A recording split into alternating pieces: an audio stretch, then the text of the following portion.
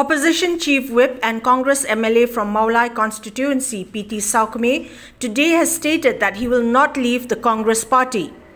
This reaction from Sawkmie came after speculations ran rife that Congress Legislature Party leader Dr. Mukul Sangma, along with 13 other MLAs, will be leaving the party.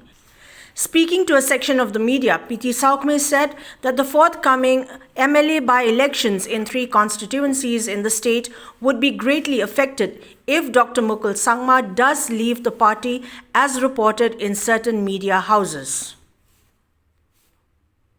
Gleda daud kalau yaki paiba juga jelah bak tunjuk konsisi baru kowe. Benda kali juga kalau nginum dan benda.